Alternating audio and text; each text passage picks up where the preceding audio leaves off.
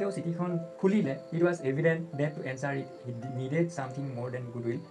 যেতিয়া তেওঁ চিঠিখন খুলি পেলাই চালে তেতিয়াতো তেওঁ আৰু আচৰিত হৈ গ'ল যে তেওঁ যিখিনি ভাবি আছিলে তাতকৈ আৰু অলপ বেছিকৈ কি আছিলে, that to ensure it he needed something more than goodwill. তেওঁক অকণমান সেইবিলাকৰ উপৰিও বা সেইখিনিৰ উপৰিও অলপ বেলেগ কিবা এটা বস্তুৱে লাগে, ইংক এণ্ড পেপাৰ, ইংক আৰু পেপাৰৰ উপৰিও মানে তেওঁৰ যিখিনি কষ্ট আছে বা যিখিনি লিখাৰ ধাউতি সেইখিনিৰ উপৰিও ইংক আৰু পেপাৰৰ উপৰিও আৰু যেন কিবা এটা বস্তু আছে। But he start to his resolution, কিন্তু তেওঁ যিটো প্ৰতিজ্ঞাবদ্ধ হ'ল যেতিয়া তেওঁ এইটো কাম কৰিবই। তো he ask for money from his employees. তো যেতিয়া তেওঁ এনভেলপটো খুলিলে, যেতিয়া তেওঁ চিঠিখন মেলিলে, তেতিয়া তেওঁ আচৰিত হ'ল, কাৰণ তেওঁ ভাবিছিলে যে অকল ৰিপ্লাই দিম বুলি পেলাই, কিন্তু অকল ইংক, অকল সেই চিয়াহী আৰু পেপাৰে বা অকল তেওঁৰ গুডউইল, তেওঁৰ মানে আত্মকৰ্মনিষ্ঠাখিনিয়ে বা তেওঁৰ ভাল গুণখিনিয়ে নহ'ব। আৰু এটা বস্তু সেইটো হৈছে পইচা। যিহেতু লেঞ্চই 100 টকা বিচাৰি পেলাই, 100 টকা মূল্য এটা বিচাৰি পেলাই ভগৱানলৈ সেই চিঠিখন লিখিছিলে, গতিকে ৰিপ্লাই কৰিলেও সেই 100 টকাটো দিব লাগিব।